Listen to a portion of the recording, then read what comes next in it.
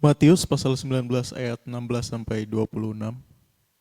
Ada seorang datang kepada Yesus dan berkata, "Guru, perbuatan baik apakah yang harus kuperbuat untuk memperoleh hidup yang kekal?" Jawab Yesus, "Apakah sebabnya engkau bertanya kepadaku tentang apa yang baik? Hanya satu yang baik. Tetapi jikalau engkau ingin masuk ke dalam hidup, turutilah segala perintah Allah." Kata orang itu kepadanya, "Perintah yang mana?" Kata Yesus, "Jangan membunuh, jangan berzina, jangan mencuri, jangan mengucapkan saksi dusta. Hormatilah ayahmu dan ibumu dan kasihilah sesamamu manusia seperti dirimu sendiri." Kata orang muda itu kepadanya, "Semuanya itu telah kuturuti, apalagi yang masih kurang?"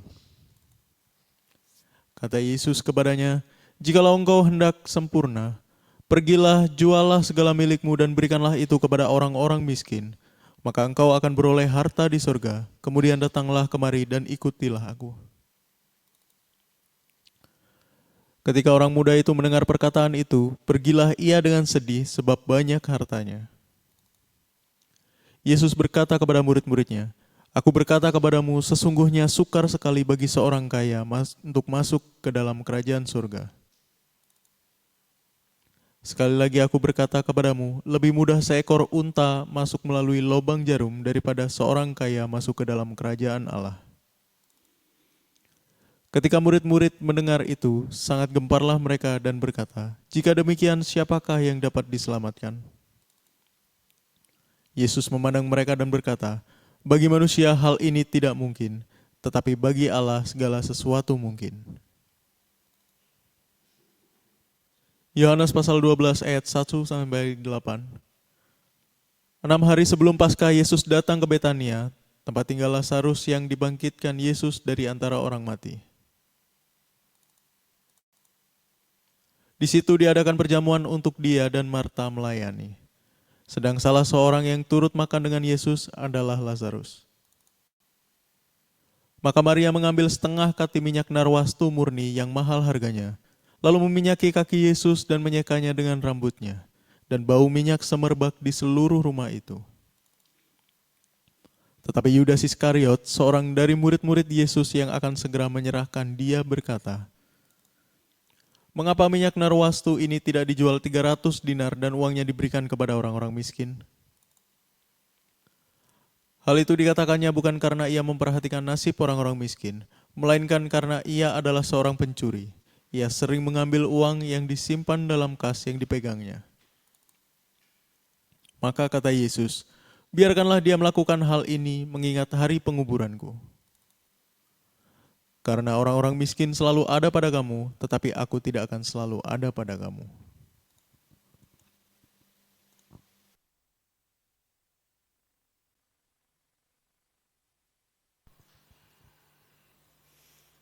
Oke, shalom semuanya. Tuhan berkati. God bless. Yuk kita lanjut lagi tentang anak muda yang kaya. Dia datang sama Tuhan. Dia lari-lari datang pada Tuhan. Semangat. Gitu. Coba kita lihat nih firman-Nya. Ada seorang datang kepada Yesus dan berkata, "Guru, perbuatan baik apakah yang harus kuperbuat untuk memperoleh hidup yang kekal?" Wah, seringkali kita mendapatkan ya diri kita sendiri atau orang lain yang kita lihat, orang yang pingin taunya besar, belajar sungguh-sungguh, kejar pester, aktif di gereja, nggak pernah terlambat. Saya ingat perjalanan awal saya ke Tuhan. Itu ada satu peristiwa yang banyak yang Tuhan tuliskan di dalam diri saya, saudaraku, untuk diletakkan di memori. Dan sering Tuhan bicara mengingatkan saya untuk hal itu. Ada sebuah peristiwa di mana saya mengikuti pendidikan dari gereja atau ikut yang namanya SOM, Sekolah Orientasi Melayani pertemuan itu kalau nggak salah 8 kali atau 10 kali untuk ikut melayani ditempatkan di Komsel. Gitu. Nah gereja ini besar saudara. Waktu itu saya masih di Bandung. Waktu itu saya jualan es di sebuah pasar saudaraku. Di mana itu banyak orang berjualan. Saya jualan es di teras toko. Dan pertemuan itu jam 4 sore sampai jam 5 atau jam 6 itu, saudara. Nah sore itu keadaannya hujan lebat saudaraku. Saya dari tempat saya berangkat itu jalan kaki menuju ke tempat angkutan umum, kalau orang Bandung bilang angkot. Itu saya jalan kaki, saya pakai payung saudaraku. Hujannya lebat, disertai angin kencang. Nah di pertemuan itu saya kan harus pakai celana panjang, pakai kemeja rapi. Jadi saya jalan, saudaraku. Dengan payung, celana saya kan basah. Habis itu saya naik angkot. Nah angkot itu berhenti, itu tidak pas di depan tempat sebuah sekolah yang dipakai, disewa untuk kelas pengajaran persiapan melayani saudaraku. Yang namanya SOM, School of Ministry. Sekolah orientasi melayani gitu. Nah saya turun itu masih ada 200 meter atau 300 meter jalan. Jadi itu turun angkot di jalan utama, dia masuk ada jalan lebih kecil ke dalam sampai ke sekolah itu. Saya jalan. Nah sampai di sekolah itu celana saya basah kuyup saudaraku. Sebagian baju saya juga basah. Kurang lebih seperti itu. Saya tutup payung saya. Nah sekolah itu ada balkonnya. Balkoni, jadi ada tutupnya. Sehingga setiap peserta SOM itu turun dari mobil di bawah balkoni. Kering kerontang saudaraku. Saya basah kuyup bawa payung. Karena saya naik angkot. Mereka naik mobil. Saya ingat banget, karena ini gereja besar saudaraku. Enggak salah gerejanya, enggak. Itu proses Tuhan. Yang harus Tuhan ingatkan terus. Bagaimana saya datang sama Tuhan tanpa menawar atau meminta. Polos banget, lugu culun banget, gak ngerti apa-apa. Lalu saya masuk ke kelas itu. Punya kebiasaan selalu itu duduk di depan. Mendengarkan tepat di depan hamba Tuhannya, gurunya ketika mengajar atau berkhotbah. Kalau di tempat ibadah, saya mencari tempat posisi yang tidak terganggu, langsung senter ke pengkhotbahnya. Dan selalu saya datang setengah jam lebih awal. Karena saya jalan kaki. Keringatan, kipas-kipas dulu. Walaupun ruangannya ber-AC. Maka saya kalau ibadah di suatu tempat, di sebuah gereja, atau di tempat apapun, tempat itu saya bahasakan saya sudah kontrak. Jadi selalu tempat itu saya duduki. Kalau sudah ada orang, saya itu kecewa saudaraku. Karena tempat itu paling strategis untuk saya. Dengarnya jelas, lihatnya jelas pengkhotbahnya. Jadi saya bisa lihat body language sampai suara itu jernih, jelas. Saya harus dengar itu. Maka itu juga sebuah proses pembelajaran bagaimana seorang pengkhotbah yang baik dia punya body language yang baik. Di mana body language itu menyertai suara yang dia sampaikan untuk menjadi sebuah kesatuan menyampaikan maksud daripada berita yang disampaikan, saudaraku. Itu penting buat saya. Secara tidak sadar. Nah, waktu pertemuan itu saya duduk di depan. Nah di depan, di belakang daripada pengkhotbahnya, di ujung itu yang berjarak kurang lebih 3-4 meter, itu AC duduk saudaraku. Bukan AC yang indoor yang di atas. Enggak, AC duduk. AC duduk itu paling kecil 4 PK saudaraku. Itu 5 PK, 6 PK, 7 PK, 8 PK, 10 PK. Cerita gitu, itu 4 PK. Anginnya besar. Coba saudaraku bayangkan, celana basah, baju sebagian basah, duduk di depan AC. Dan tidak masalah. Gitu.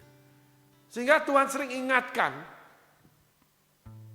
peristiwa itu untuk secara eksplisit atau Tuhan menyindir seperti kepada orang Farisi juga terhadap Simon.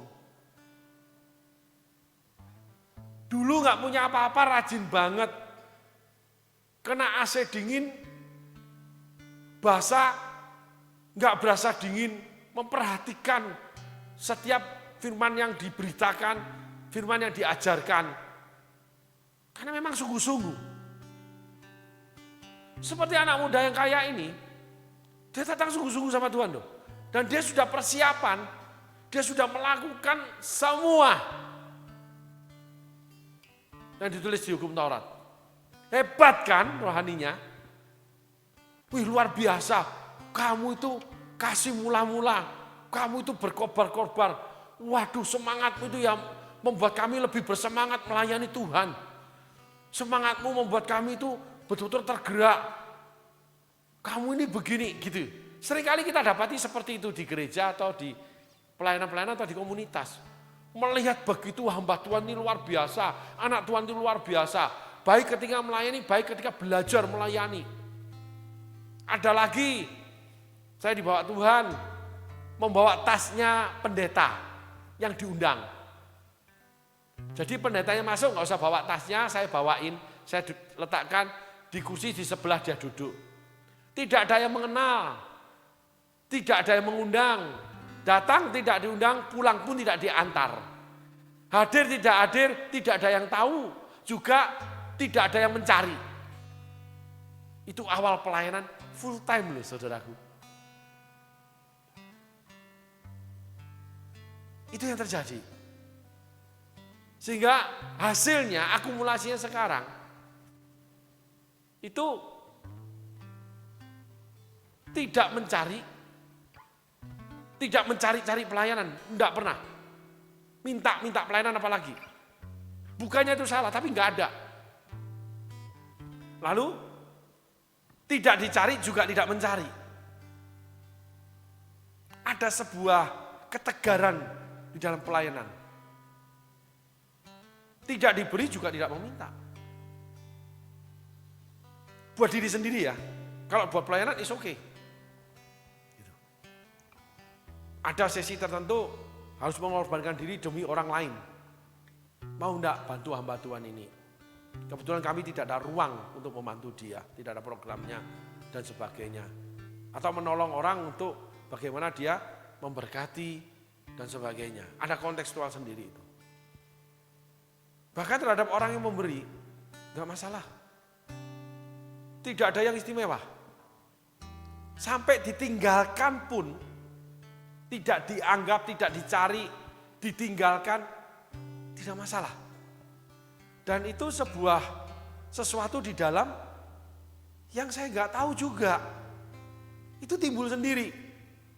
Misalnya, kalau tidak dianggap ya nggak masalah.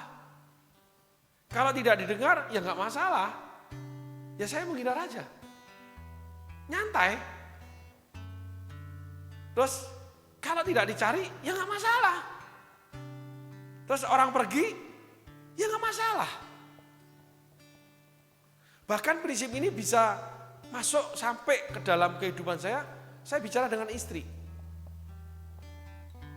Gitu. Prinsip ini saya pegang. Kalau kamu sudah tidak mau sama aku, ada orang lain yang lebih baik dari aku yang kamu mau, silahkan tinggalkan aku. Aku tidak akan pegang atau memberati kamu untuk tetap sama aku, enggak. Karena hatimu nggak mau. Yang tidak disengaja, Yesus pun tidak menahan anak muda ini yang mundur loh. Yang sudah melakukan perintah-perintah Tauratnya Tuhan Yesus. Taurat kan dari Tuhan juga. Demikian juga dengan pelayanan. Ketika saya merasa orang ini tidak menyukai, saya juga nggak masalah. Ya jangan pelayanan bersama saya, gitu. Kayaknya sombong banget ya pesta ini. Enggak saudaraku. Itu hasil didikan. Yang lahir dari perjalanan hidup sebagai seorang penginjil. Di mana mengalami bertemu dengan hamba Tuhan, diletakkan di gudang karena miskin. Diusir dari hamba Tuhan sampai teman, sampai jemaat. Teman pun mengusir. Rekan pelayanan, makan nasi bekas, nasi sisa, makan makanan busuk, basi. Enggak makan apalagi. Ada sebuah ketegaran dalam menempuh perjalanan hidup, enggak masalah. Gitu. Yang penting saya harus menyelesaikan. Gitu saudaraku. Unik sekali. Kalau ditanya, kok bisa seperti itu? Loh, saya juga nggak tahu. Kebetulan ini cuma cerita ya, melengkapi daripada firman Tuhan, kesaksian aja. Yang nggak perlu ditiru, tetapi kalau bermanfaat silahkan saudaraku. Ada waktu kecil, saya dikurung orang tua. Saya saudara kembar. Punya kakak, usianya jauh di atas 6 tahun dan 8 tahun. Kami berdua anak laki dikurung, nggak boleh kumpul orang. Karena kami tinggal tengah kampung di mana banyak anak nakal. Gitu. Pada suatu kali, ada seorang anak yang baru datang di kampung itu meledek saya. Saya lagi duduk di atas pagar, ada pagar pendek gitu. Saya duduk gitu, di depan rumah saya sendiri. Saya tahu nama anak-anak itu tapi tidak pernah bergaul sama mereka, tidak boleh sama orang tua. Kalau berani keluar dari pintu pagar, itu saya dipukulin saudaraku. Setiap hari tidak boleh kumpul. Betul-betul tidak pernah kumpul dengan anak-anak kampung. Tapi tahu nama-namanya gitu. Karena saya di halaman rumah gitu sedikit ya. Kurang lebih halaman itu 1 meter lah saudaraku. Gitu. Nah, saya diledek. Tiba-tiba tidak tahu kenapa saya marah, saya loncat dari pagar itu, saya pukulin dia. Itu pertama kali saya pukulin. Waktu saya anak-anak, saya pukulin dia. Itu anak terkenal kuat dan berani, saya pukulin dia. Lari itu anak sampean. Saya juga nggak tahu, loh saya nggak pernah berkelahi. Tetapi kehidupan saya setiap hari dipukul. Dari kecil. Sehingga ketika kecil, saya waktu kecil sekali kalau lari dipukul ke pembantu rumah tangga yang dari kecil ikut saya sampai belasan tahun. Gitu. Bokna namanya, jenah sebetulnya. Saya lari ke dia, lalu dipeluk dia, tangan dia, kaki dia, kadang yang kena pukulan rotan. Jadi bahasanya setiap hari itu 1 rotan. Sampai rotan itu saudara sebesar ini, sebesar jempol ini ya, atau sebesar telunjuk. Itu sampai pecah saudaraku. Baru ganti rotan baru. Kenapa? Karena rumah tangga papa mama enggak benar. Papa penjudi, main perempuan, masuk naik klub, sampai menjadi dibayar oleh naik klub tempat judi untuk mengawasi orang berjudi kalau curang. Dan waktu itu besar gajinya. Tapi dia sendiri berjudi di sana. Mama kerja, mama juga ada berjudi, mama juga ada banyak hal dilakukan kok. Rumah tangga yang hancur. Tapi mama ini kekesalannya dijatuhkan ke anak, ke pekerjaan dan anak. Kalau malam atau sore dia minum bir hitam, Guinness. Dia minum, dia peminum. Gitu. Nah rumah tangga seperti ini saya dilahirkan. Jadi setiap hari dipukul. Lalu ada perkataan papa saya ingat sampai sekarang. Dan hampir saya itu salah, saya terapkan di anak saya. Tapi akhirnya Tuhan perbarui itu. Tuhan perbarui. Papa saya bilang gini, mama saya juga sama. Nangis lebih aku pukul lagi kamu. Tas. Memang enggak pernah kepala, enggak pernah badan. Kaki dan pantat. Tapi pernah juga kemoceng, itu ada pakunya. Kaki bolong, itu kakak saya. Kalau saya kena dia apa? Kursi besi, dipukul papa saya. Sehingga kaki saya seperti hampir lumpuh. Itu enggak nangis tuh saudaraku. Nah, masa lalu setiap orang itu dipakai Tuhan. Musa pembunuh jemaat, dia bersedia mati dan tidak takut dibunuh oleh jemaat. Musa itu pembunuh manusia. Panglima perang. Dia bunuh prajuritnya sendiri. Tapi ketika ikut Tuhan, di mana dia setiap saat berperang itu siap mati, itu diubah siap matinya tetap, tapi siap mati buat jemaat Tuhan. Sampai mau dibunuh mati oleh jemaat Tuhan ketika peristiwa 12 mengintai, Musa itu sujud berbicara, Tuhan yang memutuskan. Enggak lari, enggak takut. Paulus juga sama. Pembunuh jemaat, dia bunuh Stefanus. Ketika dia mengikut Tuhan, dia seringkali hampir dibunuh. Dia tidak takut. Daud juga sama.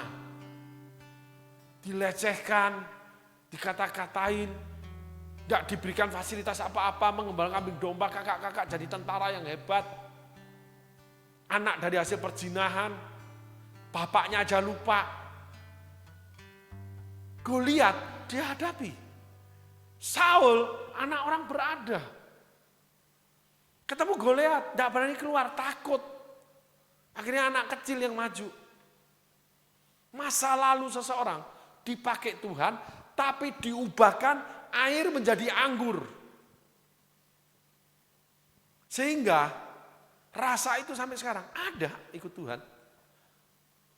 Saudaraku, 31 tahun melayani Tuhan tidak punya teman. Tidak pernah bergaul di luar pelayanan.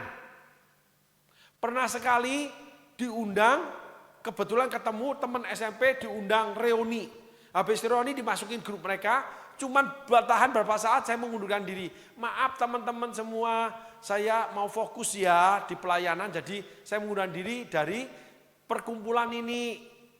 Saya mundur dari grup WA sampai kehidupan, saya menghilang di antara mereka. Gak bisa. Dan tidak punya teman satupun, kecuali teman pelayanan yang di dalam pelayanan sendiri.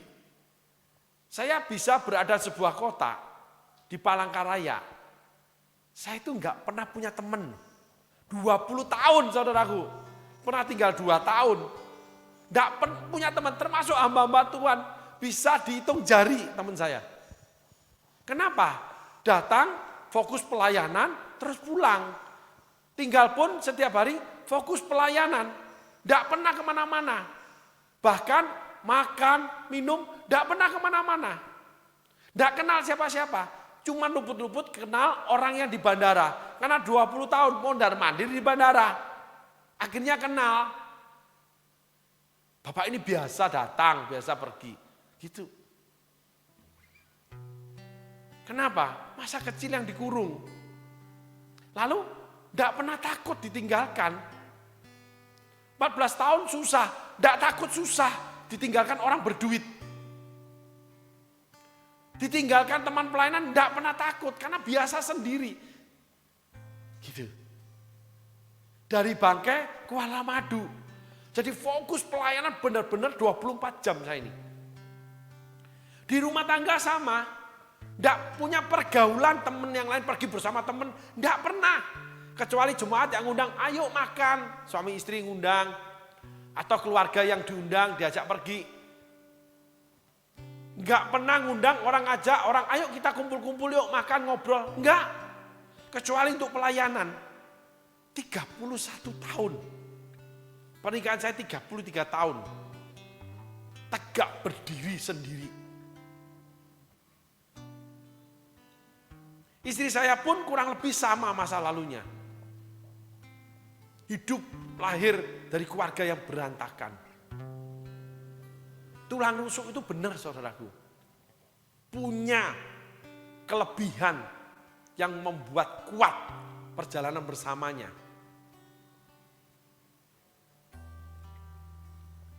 Nah, itu yang menjadikan di dalam pelayanan, di dalam rumah tangga, itu ada hal yang baik juga ada yang buruk. Seperti awal saya bicarakan bahwa kalau kamu sudah tidak mau aku, ada mau dengan orang lain yang menurut kamu lebih baik buat kamu, silakan aja. Gitu. Tidak takut ditinggalkan sendiri, tidak takut. Berbuat salah pun sama. Kalau kamu tidak bisa menerima aku lagi dengan keberadaanku, tidak masalah, kita berpisah. Itu buruknya saudaraku. Tapi Tuhan tidak pernah izinkan. Ada sebuah peristiwa, ini saya buat kesalahan. Dalam masalah keuangan. Tabungan yang saya pakai buat kuliah anak saya, habis salah mengelola. dengan kesukaan dia, dengan perhiasan saudaraku. Akhirnya merugi 119 juta, 120 juta kalau nggak salah saudara. Tabungan cuma 166 bentuk perhiasan. Tapi nggak ada akhirnya. Karena hutang istri saya menumpuk. Gitu. Nah, pada suatu kali singkat cerita saya mendapatinya. Lalu saya cuma bilang, kamu menciderai kepercayaanku.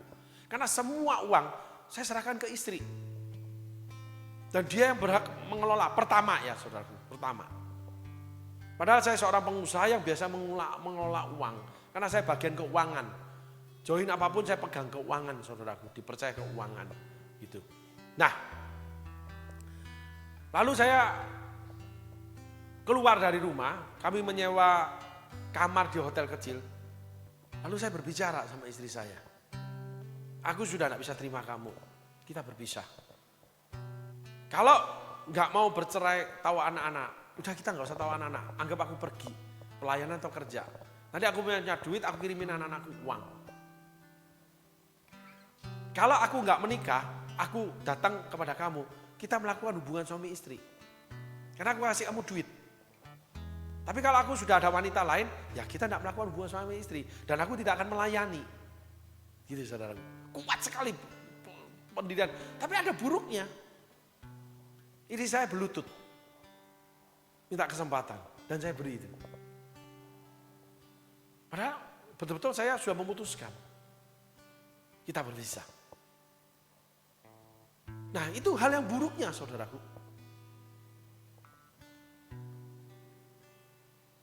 Demikian juga ketika melakukan kesalahan saudaraku. Saya bicara sama Tuhan.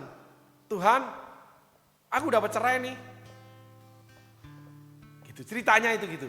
Aku salah nih. Aku bercerai, aku menikah kembali. Aku tidak bisa melayani kamu. Nah ketika saya melakukan kesalahan, selalu saya tinggalkan pelayanan saudaraku. Saya menghadap Tuhan. Setiap saya membuat kesalahan.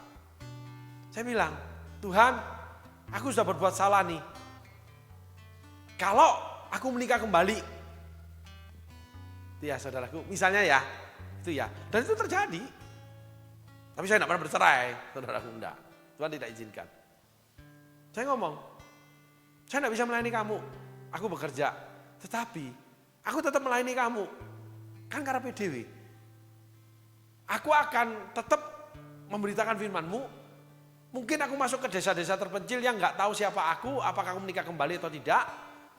Dan aku akan masuk ke sana, aku akan berkhotbah, mengajar, atau memberitakan Injil pada setiap orang.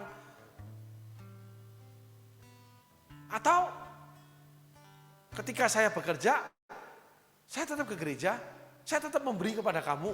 Pokoknya saya lakukan semua, walaupun tidak ada kamu Tuhan. Karena saya berdosa. Gitu saudaraku. Nah itu buruknya. Tapi Tuhan tidak pernah izinkan. Kenapa? Karena saya turut jalan Tuhan, mau.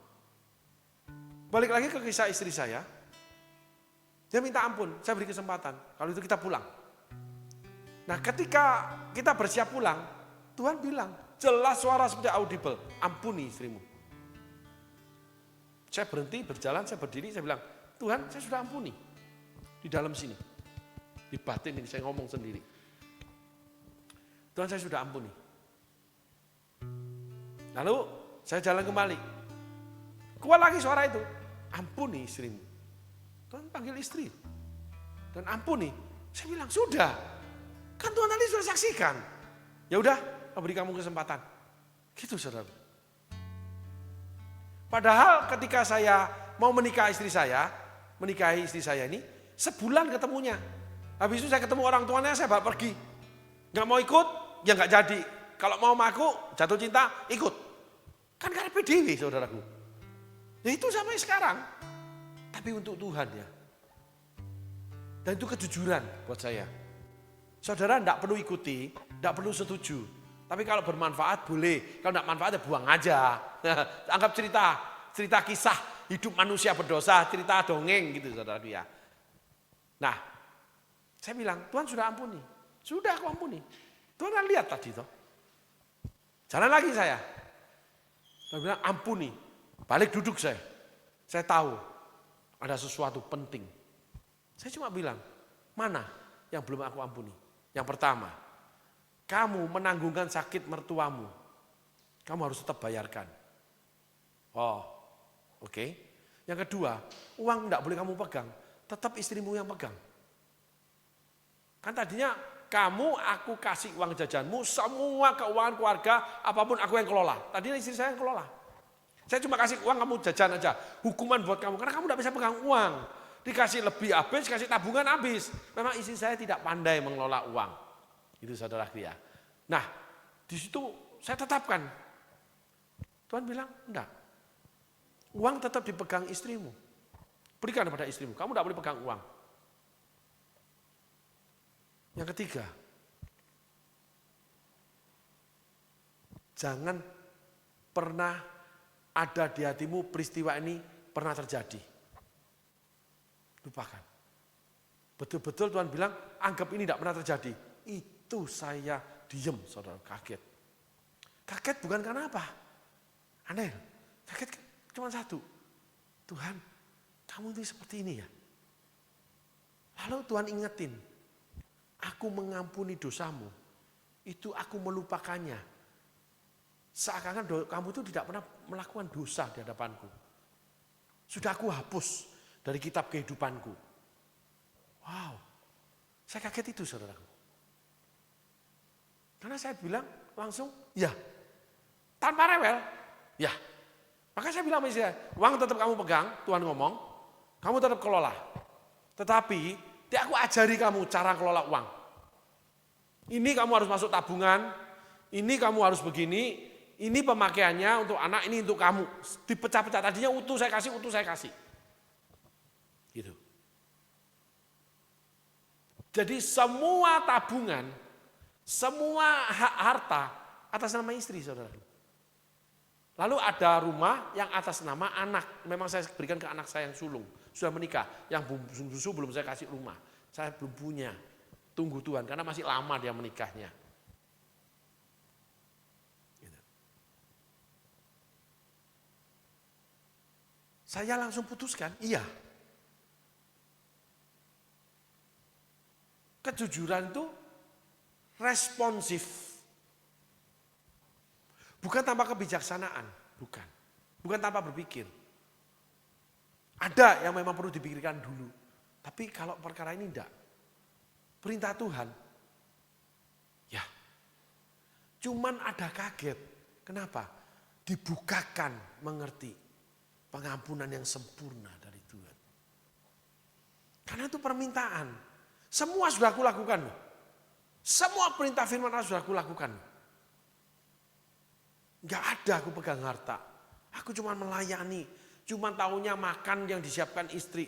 Enggak pernah tahu segala sesuatunya. Maunya pingin murni. Kesandung saya. Kena onak duri. Ketidakmampuan istri saya. Luka. Tapi Tuhan cuma ngomong. Gak usah diobatin. Kenapa kamu obatin sendiri? Nanti sembuh sendiri. Dengan apa? Imanmu. Kalau kamu percaya aku, berarti kamu tuh beriman. Dan itu kan menyembuhkan lukamu. Tapi benar-benar sembuh loh saudaraku. Tuhan itu ajaib, itu betul-betul real mengalami. Bukan yang ceritanya nggak ada kursi jadi kursi, nggak punya duit. Bukan itu aja, bukan. Pengalaman pribadi terdalam dalam peristiwa luka yang tidak kelihatan. Karena patah hati saya.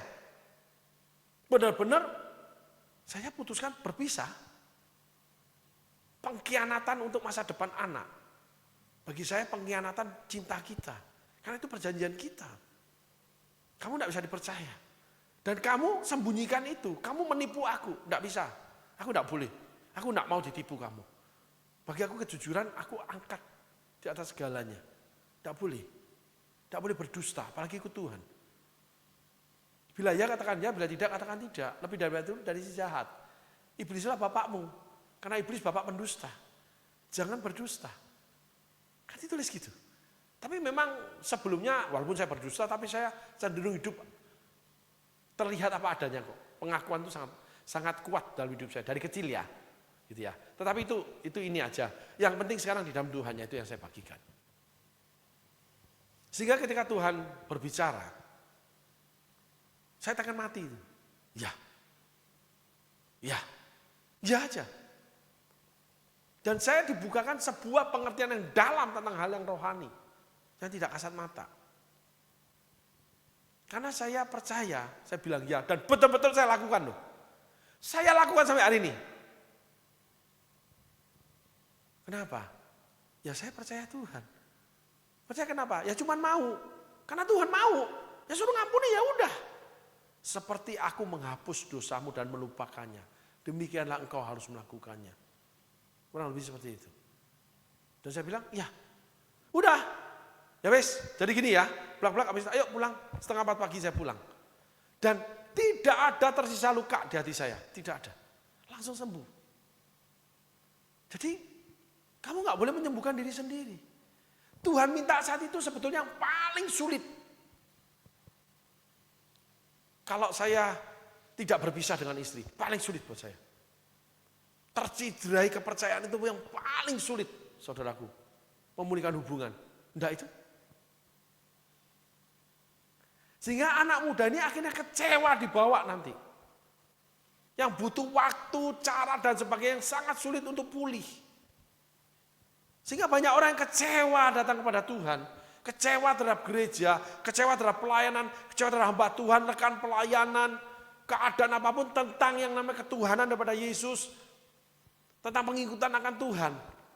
Itu sebenarnya ada yang di dalam dirinya yang kurang.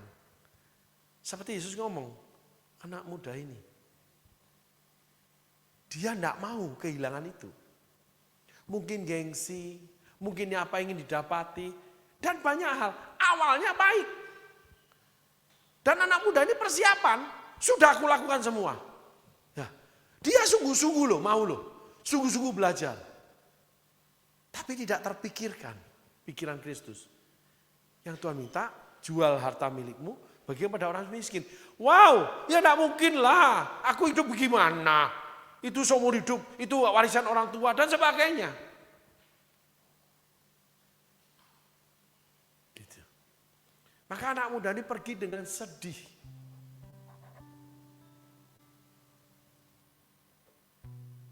Masa lalunya itu tidak berubah, tidak mau diserahkan kepada Tuhan ketika minta. Masa lalu Musa tidak berubah. Yang saya ceritakan tadi tentang keberanian, berani mati, seperti Paulus, seperti Musa, berani fight. Tapi diubahkan Tuhan, air itu menjadi anggur. Tetap diminum manusia, tetap cair. Tapi menjadi berkat. Tapi untuk Tuhan, untuk sesama. Sehingga dari awal pelayanan, ketika saya cuma sebulan hasil 30.000, saya beri pada istri. Istri pontang-panting cari duit. Sampai dapat yang banyak itu, tetap saya berikan pada istri. Belum pernah makan di restoran. Saya berdua dengan istri. Enggak. Makan restoran ini, coba restoran ini berdua, enggak. Apalagi kebiasaan milenial, restoran Jepang, restoran Korea, berdua enggak. Anak-anak aja, coba makan restoran ini enak, hayu. Selalu ngandok mie, nasi goreng mungkin, nasi uduk, ngewarung bahasanya. Walaupun di rumah makan, tapi artinya ngewarung. Makan satu macam sudah, pingin ini soalnya. Ayam goreng ya makan ayam goreng. Enggak makanan restoran yang banyak yang kita makan itu. Enggak. Termasuk pribadi ketika pergi. Enggak pernah makan yang enak gitu, makan yang wajar. Makan soto, pecel. Gitu. Kalau butuh daging, sop kambing, sate kambing. Butuh sayur kangkung, paling makan mie keriting, sukaannya, mie godok. Gak makan di restoran lalu panggil oh ini capjai, ini puyung hai, ini makan sendiri. Enggak.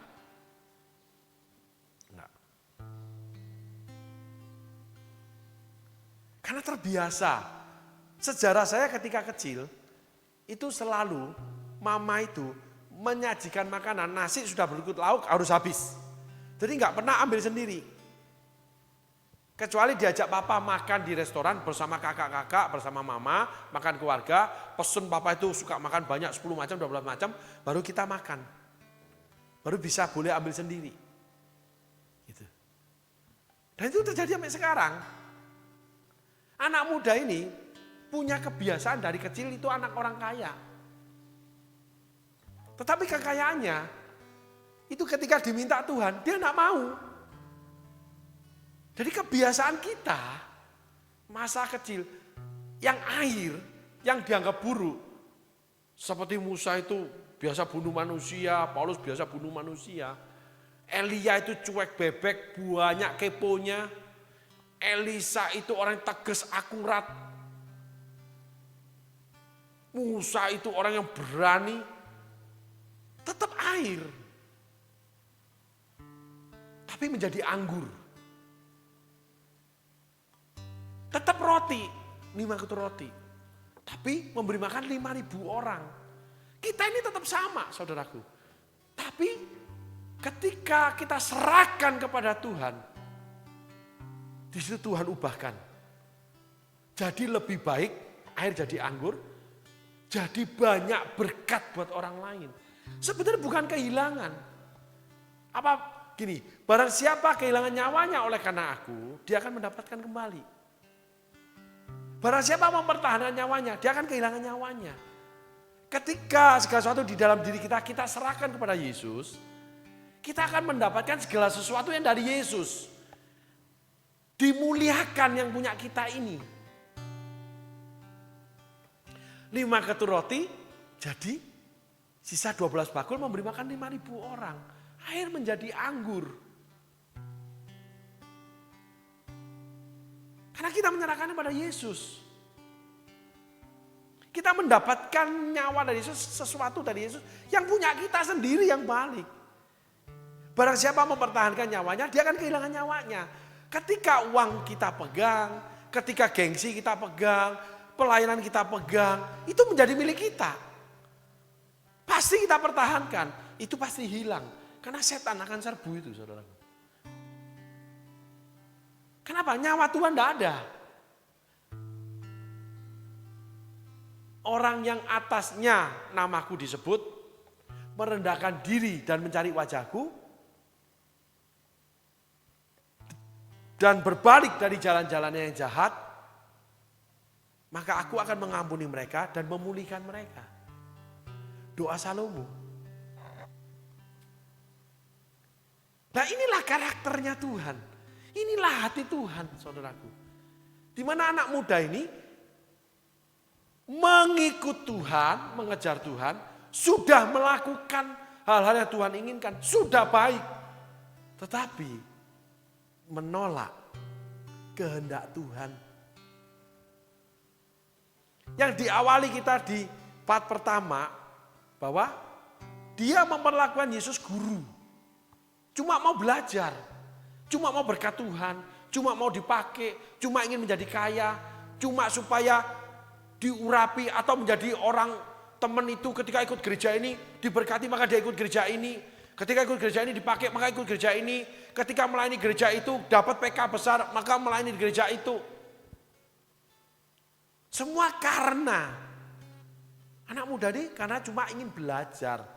Lalu bagaimana hidup kekal. Jadi tujuan dia bukan tujuan Tuhan.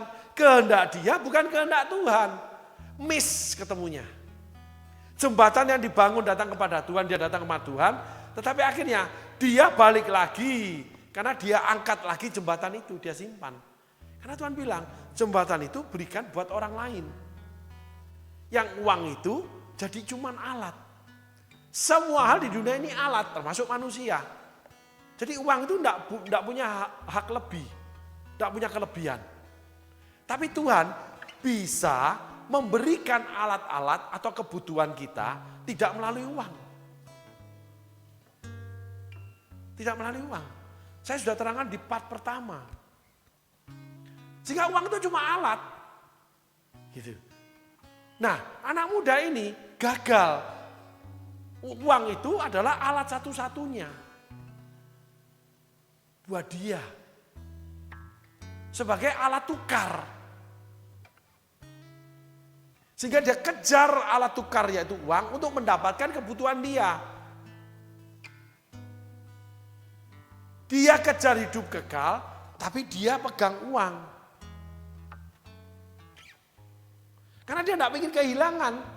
Padahal hidup kekal dengan yang namanya uang tidak bisa disejajarkan. Kamu tidak bisa menyembah aku atau mamon. Kan aku itu hidup kekal. Yesus itu hidup kekal. Nyawa Yesus itu kehidupan kekal. Sehingga ada orang itu yang sampai keturunannya diberkati. 2-3 keturunanmu diberkati, 2-3 turunanmu akan dikutuk. Ya Abraham itu. Sampai kepada cucu. Yang namanya Yakub.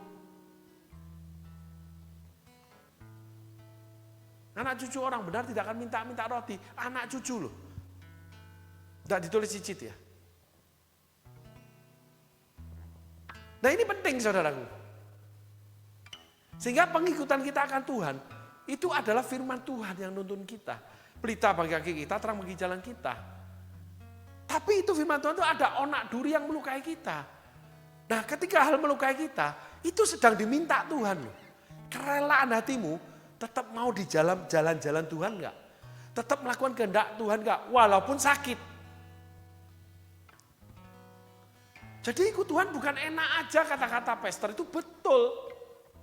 Lalu pasti melewati proses yang menyakitkan. Karena dipotong, dibentuk. Betul, kalau enggak mau gimana? Tetap kamu di manusia lama. Tetap kamu di keinginan yang lama. Bukan keinginan Tuhan. Walaupun kamu datang sama Tuhan. Karena Tuhan kamu panggil sebagai guru. Saudara mengerti ya? Kita melanjutkan part yang pertama. Lalu kita masuk ayat selanjutnya nih.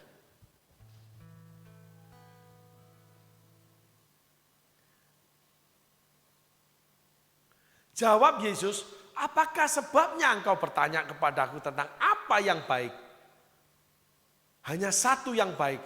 Tetapi jikalau engkau ingin masuk ke dalam hidup, turutilah segala perintah Allah. Ini ada 3 hal. Nah, karakter Yesus. Ketika kita ingin melakukan satu hal, Tuhan ingin melakukan banyak hal. Ketika kita memasukkan satu hal ke Tuhan, yang keluar dari Tuhan banyak hal. Ketika kita memberkati Tuhan satu hal, berkat Tuhan itu banyak hal dalam hidup kita. Ketika kita melakukan satu hal, banyak hal yang Tuhan kerjakan dalam hidup kita. Itulah arti 5 ketur roti, sisa 12 bakul, memberi makan 5.000 orang. Dari anak kecil. Yang tidak kita duga. Gift dari Tuhan, pembicaraan ketika kita bicara tentang orang Farisi dengan perempuan terkenal berdosa. Gift yang spesial yang tidak bisa diadakan manusia, tidak bisa didapatkan oleh manusia, bahkan orang itu pun tidak pernah bisa mendapatkannya, yaitu pengampunan terhadap perempuan itu. Yaitu ya apa yang ada pada setiap saudara. Ketika mau melakukan seperti perempuan itu lakukan. Yang kita sudah bahas di minggu yang lalu. Di seri ukuran Tuhan. Ini penting saudaraku. Yesus menjawab 3 perkara. Yang harus terus didengarkan. Jadi nggak bisa ikut Tuhan, dengar suara Tuhan, baca Alkitab, 1 perikop, 1 ayat, dengar 1 kali Tuhan ngomong, lalu ikut pelayanan 1 kali, selesai. Tidak. Ketika kita melakukan 1 kali, akan keluar beberapa kali. Ketika kita melakukan beberapa kali, akan keluar berpuluh-puluh kali. Yang namanya beranak pinak. Berkembang, bertumbuh. Benih itu kecil, menghasilkan buah yang banyak, plus di dalam buah itu ada benih lagi. Itulah pertumbuhan di dalam Tuhan. Tetapi benih itu harus dikeringkan, ditanam, diinjek, ditekan masuk ke dalam tanah, lalu disirami air hujan, air kencing hewan. Loh ini jelas saudaraku. Baru bertumbuh tunas. Lalu menghadapi ancaman. Bertumbuh menjadi yang namanya batang. Ada fase-fase.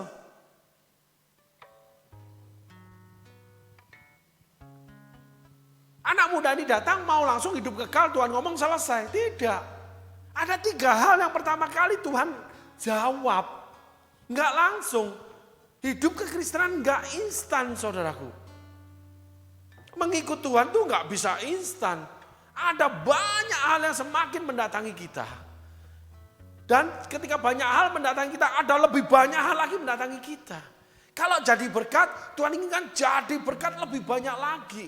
Kalau punya pengetahuan, Tuhan ingin punya pengetahuan lebih banyak lagi. Kalau dipenuhi kasih karunia, Tuhan akan penuhi dengan kasih karunia lebih lagi. Lebih dan lebih, namanya ekstravagan. Artinya, Tuhan tidak pernah puas dengan apa yang kita lakukan. Karena Tuhan tahu ada hal yang bisa lebih kita lakukan. Sampai pada kehendaknya yang sempurna, aku sudah mencapai namanya garis akhir pertandingan seperti Paulus. Dan aku akan menerima mahkota. Petrus katakan, aku akan keluar dari, aku akan selesai dari kemah tubuh ini. Sudah selesai aku pertandingan ini. Nah kalau dipanggil pulang ya pulang. Kalau tidak ada pertandingan yang lain. Yang mungkin semakin berat. Dari belajar seorang murid lalu melayani. Lalu diutus. Lalu namanya masuk dalam panggilannya. Lalu mengembangkan panggilan. Contoh. Belajar jadi dokter umum. Lalu ambil spesialis. Contoh. Ambil dokter umum spesialis bedah. Lalu bedahnya masuk spesialis, bedah mikro, bedah jantung. Ada lagi yang namanya bedah yang namanya apa itu bedah orang yang kena ambeien. Lalu bedah nama dokter bedah onkologi khusus untuk kanker. Di samping itu harus jadi dosen. Setelah itu naik lagi menjadi profesor. Harus menemukan penelitian yang belum ditemukan orang lain dan diuji oleh profesor seluruh dunia untuk diakui.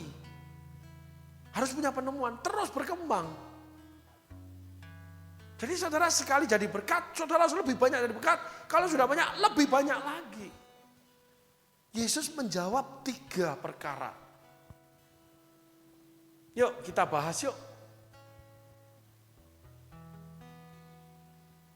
Jawab Yesus, apakah sebabnya engkau bertanya kepadaku tentang apa yang baik? Yang pertama, Yesus bertanya. Yang pertama selalu Tuhan tanya. Selalu Tuhan ungkapkan motivasimu. Yang selalu Tuhan tanya, pengenalanmu akan Tuhan. Kenapa kamu bilang aku baik? Artinya begini, sampai di mana kamu kenal aku? Apa artinya gereja ini buat kamu? Apa artinya pelayanan ini buat kamu? Karena nanti kamu akan diminta oleh Tuhan, diminta oleh pelayanan ini. Sesuatu yang kehendak pelayanan ini atau kehendak Tuhan. Kamu siap enggak? Anak muda ini gagal loh. Tapi dia datang pada Yesus.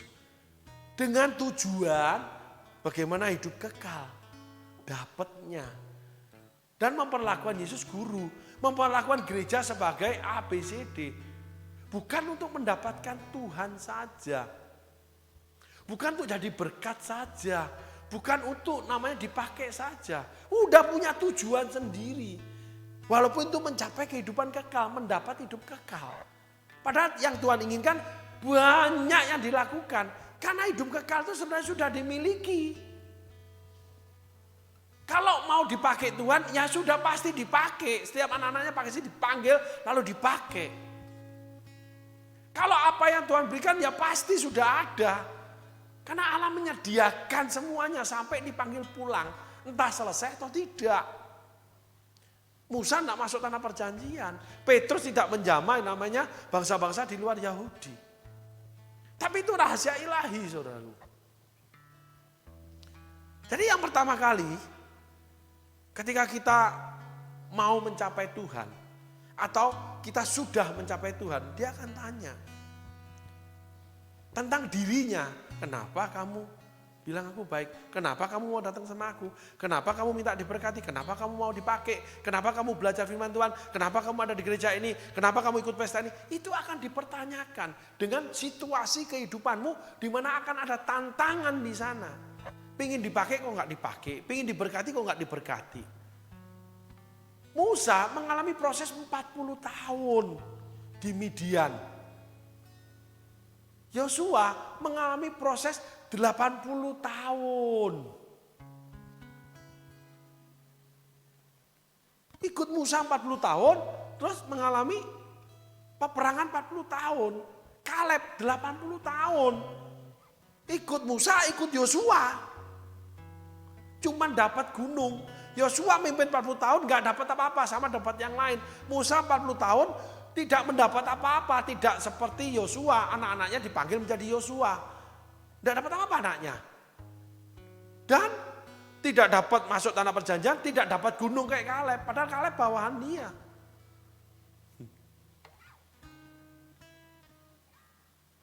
Proses loh. Tapi dapatnya beda. Kenapa kok dia lebih berkati? Kita sekolah Alkitab bersama, aku juara, tapi kenapa dia lebih dipakai? Gereja lebih besar, dia lebih khotbah di mana-mana. Kita sama-sama di gereja, sama-sama masuk bersama, sama-sama aktif. Kenapa dia lebih diberkati? Dia sekarang kaya raya, aku tidak, aku tetap susah. Dia dipakai oleh gereja ini sampai menjadi ketua ini, dipasang khotbah jemaat. Aku sendiri enggak. Nah itu adalah pertanyaannya Tuhan. Untuk apa kamu di gereja ini? Cuma untuk khotbah? Cuma untuk kaya? Gitu. Kenapa kamu bilang aku baik? Daud 13 tahun mau dibunuh. Yusuf 17 tahun dia menjadi budak. Saul 0 tahun prosesnya. Karena Saul cuma ingin jadi raja. Mempertahankan sebagai raja. Awalnya dipilih Allah.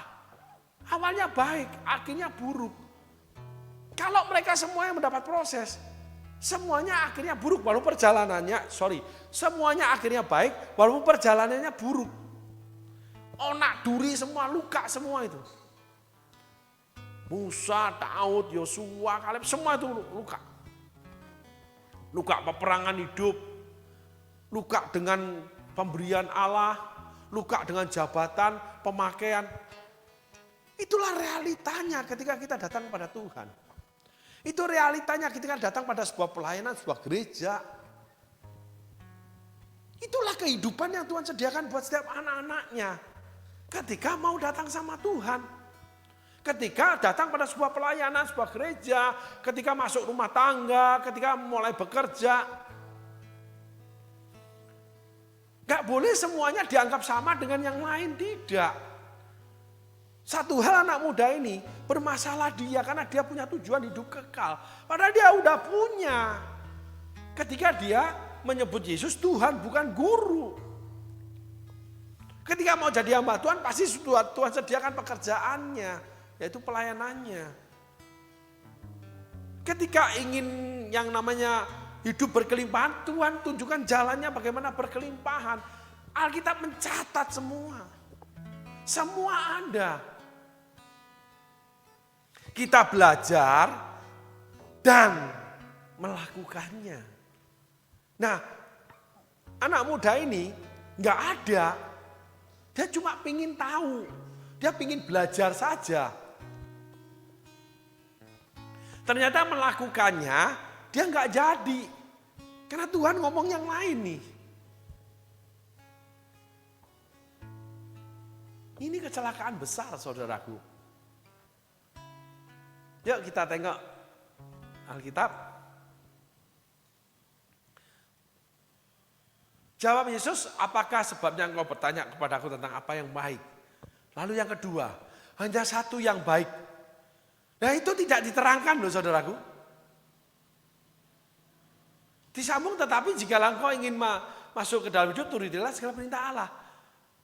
Dia bilang hanya satu yang baik, dia tidak terangkan.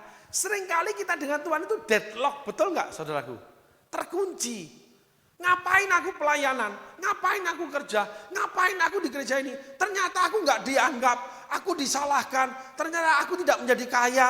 Ternyata aku begini, padahal aku sudah kasih persembahan. Sudah ini, sudah itu. Karena anak muda ini kan ngomong, semua sudah aku lakukan, syarat-syarat Taurat. Nah, banyak orang tidak sadar hidup di dalam kasih karunia tapi melakukan Taurat.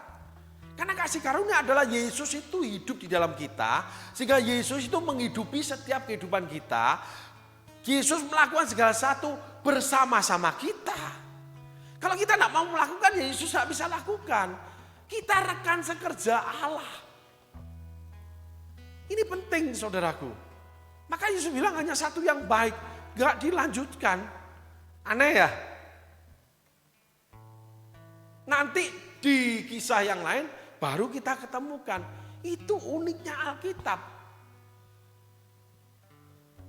Parsel-parsel yang harus kita tata, terlihatlah wajah Yesus.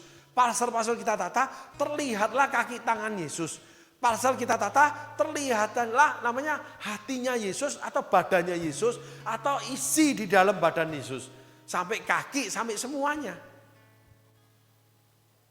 Kenapa? Tubuh Kristus. Tapi Yesus itu kepala. Yang dipasangkan di badan kita. Yaitu milikilah pikiran Kristus, kepala.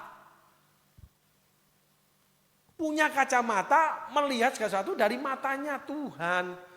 Mendengarkan segala sesuatu dari perkataan Tuhan. Ngomong segala sesuatu dari apa yang kita dengarkan. Atmosfer yang di dalam kehidupan ini, yaitu sesuai kehidupan, sehingga bau dupa yang harum kita miliki. Membuat segala sesuatu yang kita jamah, karena kita membawa alam surgawi, itu menjadi kemuliaan buat Tuhan. 5 panca indera, itu ada di kepala semua saudaraku. Di luar kepala cuma apa? Raba. Lihat, dengar, cium, kecap, rasa.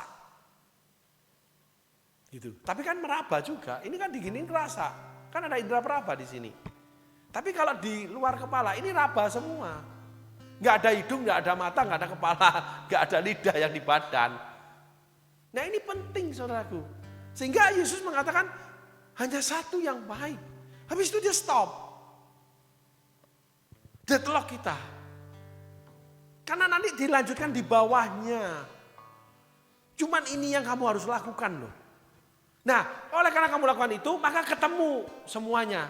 Yang baik ini ditaruh di belakang. Yang kamu terima nanti yang di belakang.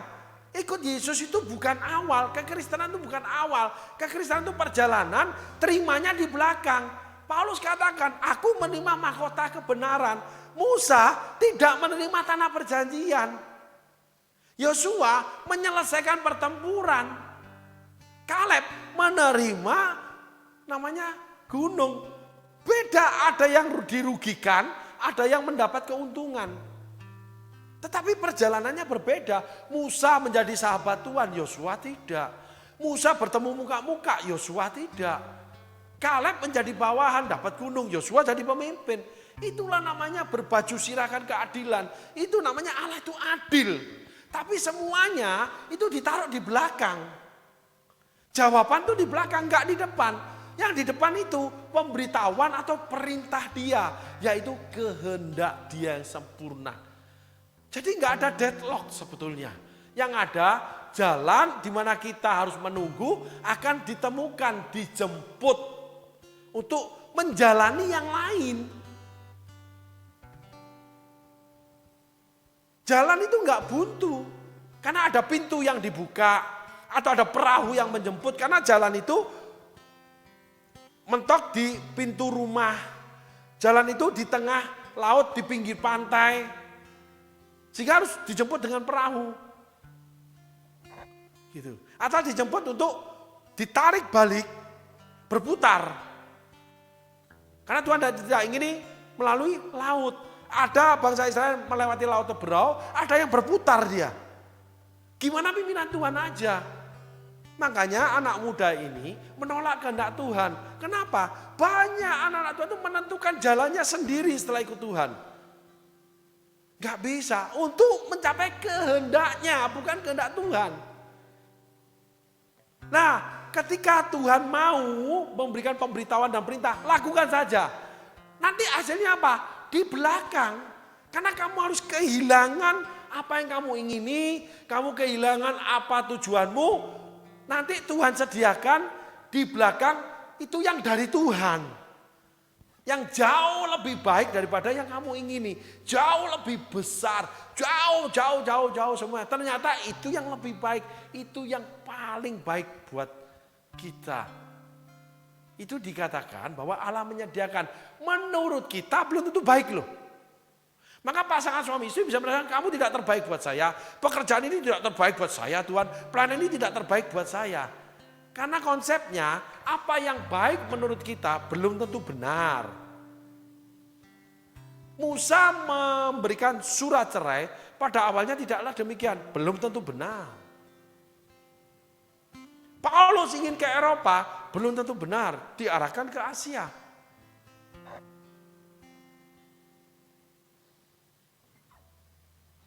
Bangsa Israel berpikir, tapi ternyata tidak. Orang enak, lalu berpikir tentang Mesias. Jadi menemukan kehendak Tuhan itu jauh lebih penting yang harus berangkat dari jalan-jalan Tuhan. Di mana kita akan menerima apa yang Tuhan sediakan di belakang yang belum tentu baik buat kita. Karena yang baik buat kita, yang baik dari kita belum tentu benar bagi Tuhan. Yang benar dari Tuhan belum tentu baik buat kita. Kenapa? Proses dan akhirnya banyak kali tidak sesuai dengan ekspektasi atau keinginan atau tujuan yang kita inginkan. Disitulah saudara akan undur seperti orang kaya ini. Tetap melayani tapi gitu aja. Gak mau lagi, gak kayak dulu, gak punya passion yang tinggi. Memberi ya biasa aja. Gak dulu segalanya diberi, kurang pun memberi seperti janda miskin. Dan sebagainya. Ini adalah kisah tentang problem perjalanan namanya anak-anak Tuhan yang sudah melakukan banyak hal tetapi akhirnya meninggalkan Tuhan karena dia tidak setuju dengan kehendak Tuhan. Amin saudaraku, Tuhan Yesus berkati. Terima kasih.